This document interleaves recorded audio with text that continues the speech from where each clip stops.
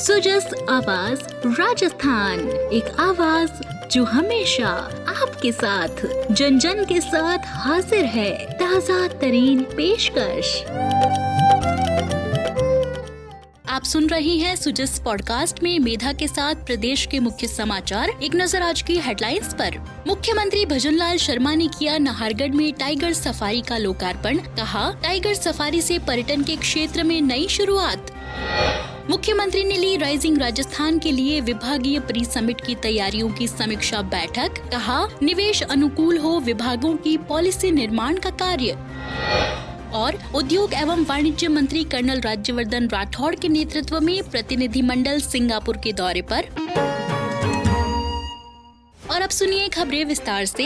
मुख्यमंत्री भजनलाल शर्मा ने आज जयपुर के नाहरगढ़ में टाइगर सफारी का फीता काटकर लोकार्पण किया। प्रदेशवासियों को मिली इस सौगात से अब वन्य जीव प्रेमी टाइगर सफारी का आनंद ले सकेंगे। इस दौरान मुख्यमंत्री ने नाहरगढ़ जैविक उद्यान में 2 बाघ शावकों का नामकरण भी किया। मुख्यमंत्री ने मादा बाघ शावक का नाम स्कंदी और नर बाघ शावक का नाम भीम रखा। श्री शर्मा ने प्रदेशवासियों को 2 अक्टूबर से 8 अक्टूबर तक मनाए जा रहे वन्य जीव सप्ताह की बधाई देते हुए कहा कि वन्य जीवों की रक्षा और प्रकृति को संजोए रखना हम सभी का कर्तव्य है। इस वन्य जीव सप्ताह में विद्यार्थियों को बायोलॉजिकल पार्कों में निःशुल्क प्रवेश दिया जा रहा है। उन्होंने कहा कि वन विभाग और जेडीए के संयुक्त प्रयासों से आज शुरू हो रहे टाइगर सफारी से प्रदेश में पर्यटन को एक नई शुरुआत मिली है। साथ ही इससे बाघों के संरक्षण और संवर्धन को भी बढ़ावा मिलेगा। मुख्यमंत्री ने कहा कि राजस्थान वन्य जीवों के संरक्षण और संवर्धन पर विशेष जोर दे रहा है। प्रदेश में 3 नेशनल पार्क, 26 अभयारण्य, 36 कंजर्वेशन रिजर्व और 4 बायोलॉजिकल पार्क विकसित किए गए हैं। उन्होंने कहा कि राज्य सरकार द्वारा निरंतर किए जा रहे बाघों के संरक्षण के प्रयासों से उनकी आबादी बढ़ रही है।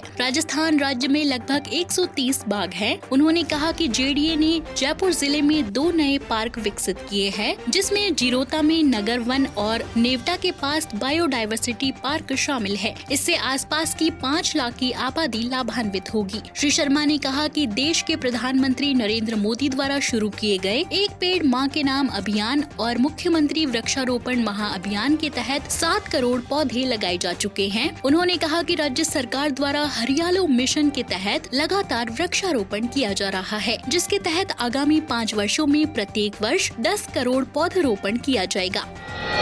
मुख्यमंत्री भजनलाल शर्मा ने कल मुख्यमंत्री आवास पर 9 से 11 दिसंबर तक आयोजित होने वाले rising Rajasthan global investment summit के तहत विभागीय स्तर पर प्री समिट की तैयारियों को लेकर समीक्षा बैठक ली। श्री शर्मा ने कहा कि rising Rajasthan global investment summit से राजस्थान का विकास तेज गति से होगा। उन्होंने कहा कि राज्य सरकार के पहले वर्ष में ही इस समिट के आयोजन से प्रदेश में औद्योगिक विकास का विस्तार होगा और युवाओं को रोजगार के अवसर भी उपलब्ध होंगे। उन्होंने निवेश से संबंधित एमओयू को समय से धरातल पर उतारने के निर्देश देते हुए कहा कि छोटे निवेशों को भी तरजीह दी जाए। उन्होंने कहा कि पॉलिसी निर्माण का कार्य संबंधित विभाग गहन विश्लेषण कर पूरा करे, जिससे पॉलिसी सरल, स्पष्ट और गुणवत्तापूर्ण बने। इससे निवेशकों को निवेश करने में आसानी होगी। समिट की तैयारियों के क्रम में ब्रोशर, प्रेजेंटेशन, ऑडियो वीडियो फिल्में, स्पीच, टॉकिंग पॉइंट, विभागीय नीतियों का सारांश तैयार करने जैसे काम विभाग समय रहते पूरे कर ले। मुख्यमंत्री ने कहा कि विभागीय समिट का स्थान,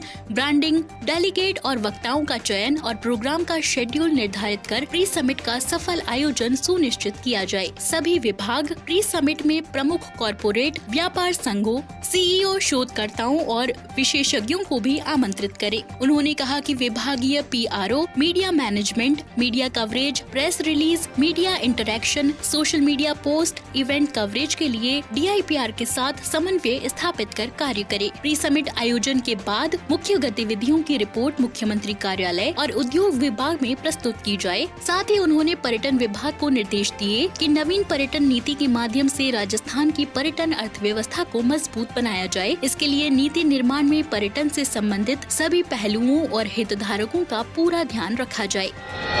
उप मुख्यमंत्री और पर्यटन मंत्री दिया कुमारी और पर्यटन के शासन सचिव रवि जैन की उपस्थिति में राजस्थान पर्यटन विकास निगम और हुडको की ओर से आज सचिवालय में RTDC की प्रबंध निदेशक सुषमा अरोरा और हुडको के क्षेत्रीय प्रमुख सुधीर भटनागर के बीच 415 करोड़ रुपए के ऋण के लिए MOU का आदान प्रदान किया गया। उप मुख्यमंत्री दिया कुमारी ने मीडिया से बातचीत करते हुए कहा कि आज हुडको से 9.12% की ब्याज दर पर 415 करोड़ रुपए के दीर्घकालीन लोन का MOU का आदान प्रदान किया गया है। राजस्थान में पर्यटन के क्षेत्र में विकास की असीम संभावनाएं हैं। इन संभावनाओं पर अभी बहुत काम किया जाना है। उन्होंने कहा कि हुडको के साथ हुए आज के MOU से पर्यटन विकास के लिए वित्तीय संबल मिलेगा। राजस्थान में पर्यटन विकास को और गति मिलेगी। दिया कुमारी ने कहा कि प्रधानमंत्री नरेंद्र मोदी का विजन विकसित भारत बनाने का है। इसी लक्ष्य के तहत राजस्थान के मुख्यमंत्री भजनलाल शर्मा का विकसित राजस्थान बनाने का विजन है, जिसमें पर्यटन की भूमिका महत्वपूर्ण है। उन्होंने कहा कि केंद्र सरकार और राज्य सरकार मिलकर प्रदेश के विकास पर काम करेंगी और पर्यटन का विकास करेंगी। उन्होंने कहा कि राज्य के तीर्थ स्थलों, स्मारकों, नए डेस्टिनेशंस को और अच्छा बनाने के लिए काम किए जाएंगे। राजस्थान आने वाले पर्यटकों का अनुभव शानदार हो, इसके लिए हमारा प्रयास होगा।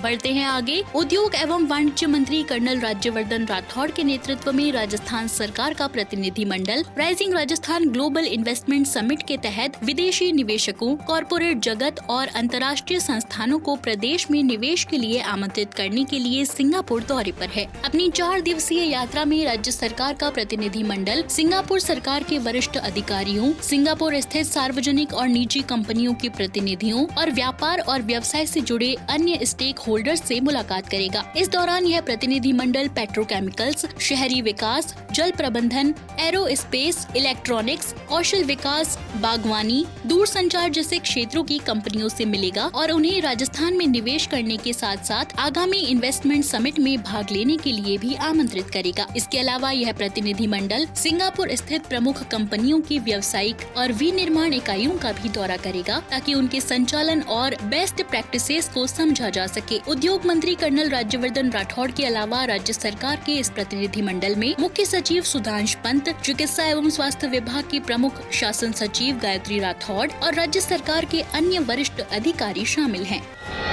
महिला एवं बाल विकास के शासन सचिव महेंद्र सोनी ने बताया कि राष्ट्रीय पोषण माह 2024 के लिए जन आंदोलन डैशबोर्ड का अंतिम परिणाम प्राप्त हो गया है। उन्होंने बताया कि इसमें राजस्थान के महिला बाल विकास विभाग के अंतर्गत समेकित बाल विकास सेवाएं निदेशालय को राष्ट्रीय स्तर पर शानदार प्रदर्शन के लिए 4थी रैंक प्राप्त हुई है। शासन सचिव ने बताया कि राष्ट्रीय पोषण माह 2024 के अंतर्गत आयोजित गतिविधियों की प्रविष्टि में राष्ट्रीय स्तर पर महाराष्ट्र को प्रथम, बिहार को दूसरा, छत्तीसगढ़ को तीसरा स्थान प्राप्त हुआ है। उन्होंने बताया कि राष्ट्रीय पोषण माह 2024 के लिए जन आंदोलन डैशबोर्ड पर राजस्थान राज्य में आयोजित हुई गतिविधियों की 1,14,69,191 एंट्री हुई है। वहीं महाराष्ट्र राज्य की ओर से 2,45,80,897 और बिहार की 1,52,86,412 और छत्तीसगढ़ की 1,46,95,075 गतिविधियों पर प्रविष्टियां हुई है।